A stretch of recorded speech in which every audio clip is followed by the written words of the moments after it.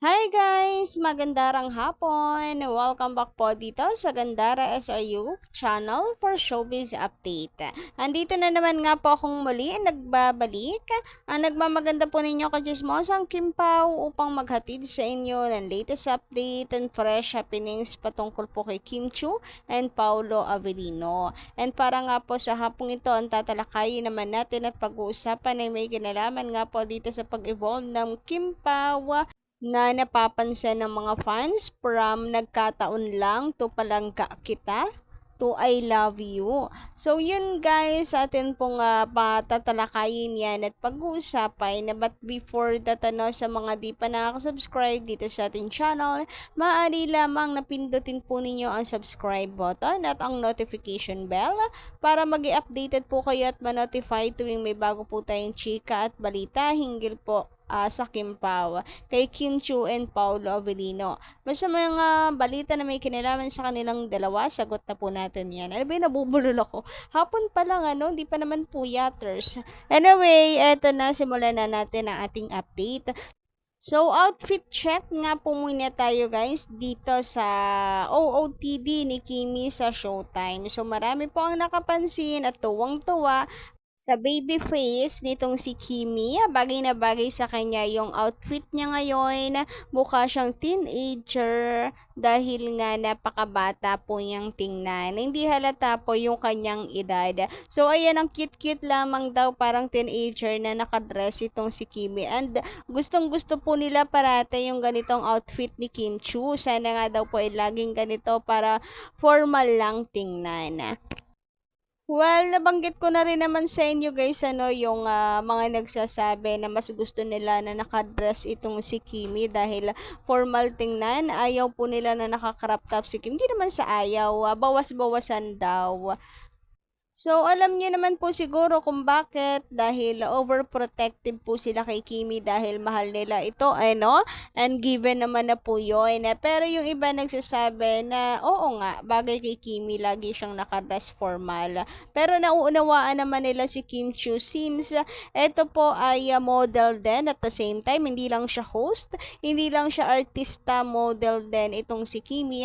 And nag endorso din siya 'di ba nung H&M. And yung iba naman pong outfit, bigay po ng ibang fan nitong si Kim Chu. So for the respect na lamang din nga sa iba pang fans ni Kim Chu na nagbibigay. Alam niyo naman si Kimi, napaka-appreciative po niya na sa binibigay sa kanya ng mga fans. Samantala, nakakatuwa rin po itong pictures itong picture na to no, ng mga Showtime host with Kimi's face, stand 'di ba kung tawagin po ito, card and banners. So, nakakatawa dahil alam mo na Kim supporters din talaga itong kanyang mga kaibigan, kanyang mga katrabaho sa Showtime. So, nandun yung kanilang pagmamahal, suporta talaga kay Kim Chu. Mga supporters din talaga sila ni Kimi. Hindi lang bilang katrabaho, hindi lamang po bilang artista si Kim Chu, kundi bilang kanilang kaibigan. Anyway, dumako naman nga po tayo dito sa sinasabi ni Mr. Sita Ruiz. Magandang hapon sa inyo. I guess regarding banners, ngayon lang yata na experience ni Paula Avellino na makakita ng maraming banners. Wala akong nakikitang banner sa iba pa niyang nakasama sa project. So parang siguro naman may banners din si Paolo when meron siya pong mga event or guesting. Hindi lang talaga sobrang solid kagaya ngayon na as in ang rarami, ang lalaki pa, and super active pa guys. So kung nasaan man si Paulo Avellino, araw-araw man siyang may event, nakasunod yung mga fans and banners. Kaya maybe rin nga po kaya masayang looking forward parati si Paulo Avellino na makita po ang mga fans. Well, super deserve naman guys ni Paolo Avellino sa tagal niya sa industriya, sa laki ng naiambag niya sa industriya, sa husay po niyang artista, and sa pagiging humble po niya all the years guys. So, deserve na deserve ni Paolo Avellino ay naman po ang kanya natatamasa ngayon, and ganun din po kay Kim Chiu. Kung sa bagay, sabay lang naman sila, no, 2006, 18 years in showbiz.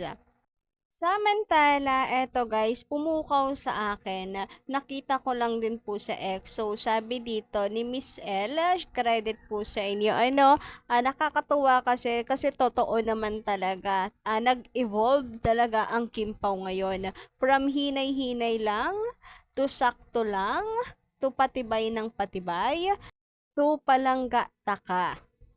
Check na check. Excited na ako sa susunod na sasabihin ng Kim Pao. Totoo guys, pati ako na-excite na tuloy. Actually, may I love you pa. Hindi man binabanggit pa ni Paolo Avellino, pero nabasa na natin sa card. So, malay nyo, yun na ang next sa promotion naman guys ng movie ng Kim Pao. May pag-amin para po sa mga fans. Tunay na fan service. Anyway, abangan natin kasi baka kung anong isipin 'di ba ng mga tao, baka sabihin ginagamit lang ni Pao si Kim kaya itataon pa na promotion. Pero syempre tayo naman ay walang pakialam 'di ba? Ano man ang sabihin ng mga basher, so tayo yun. Pero pwede pong i-consider yan ng management. Kaya antay-antay lang tayo kung kailan ulit meron pong paayuda ang Kim Pao. Kung ano po ang susunod sa palangga taka. Looking forward po tayo sa I love you ng isa't isa. Uy, grabe yan yun. Pero ngayon pa lang guys, super kontento na po ako dahil grabe, kita naman natin na unti-unti kung paano nag-evolve, nagle-level up yung Kim Pao. So, kahit mag-post muna sila sa palangga taka. Then, next year, I do naman. Huy, may skip. In-skip yung I love you. I do agad. Pero looking forward tayo dyan. Manifesting for Kim Chiu Avellino someday. Huy, And bakit ko nasabi guys na contented na ako kahit mag-post muna sila sa palangga taka.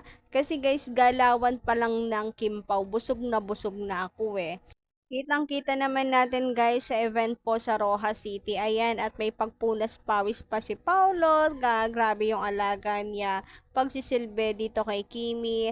Then, harutan, chikahan, tawag dito, may sariling mundo, napaka-clingy naman sa Araneta, behind the camera. Kaya naman dito pa lang solve na ako kahit mag-post muna sila sa palangga taka. Pero syempre, looking forward pa din sa mga next linyahan ng Kim Pao. Lalo na kung kay Paolo Avellino po manggagaling kagaya na lamang ng kanyang patibay na patibay sa Chowking hanggang palangga taka sa Rojas City. O, diba? Kay Paulo po lahat yan nanggagaling. Kaya iba yung dating sa mga fans. Anyway, sabi naman dito ni Miss Carmen Regalado and Miss Meldy Lapus, magandang hapon sa inyo kung nanonood kayo ngayon, and shout out. Sabi nila dito, Miss Gandara, ako na-surprise din ako. Grabe, sigaw ako sa tuwa. Sino ba naman hindi po mapapairit, mapapapalakpak sa sobrang kilig po, lalo na sa event nila sa Araneta. Huy, grabihan yon. Gustong gusto ko yung mga kinanta nila. Tabi pa dito, pero name lang ni Direk Chad ang nag-appear sa teaser na pinakita as director. Oo nga doon sa teaser na inilabas, pangalan lang ni Direk Chad, wala po yung pangalan ni Direk Cathy. Pero the mere fact naman po guys na nakita natin yung participation din na 'di ba bumisita pa sa set si Direk Cathy, then nakita pa natin na talagang tinatrabaho nila yung movie na My Love Will Make You Disappear. So parang sanib puwersa na rin, kaya nandun pa rin po ang ating pasasalamat para po kay Direk Cathy. Anyway, yun lang po ay ang ating update sa hapong ito. Maraming salamat sa inyo pong pakikinig and pakicomment lang po dyan sa baba ng inyo pong mga reaksyon at saloobin hinggil po dito sa ating update ngayong hapon na ito.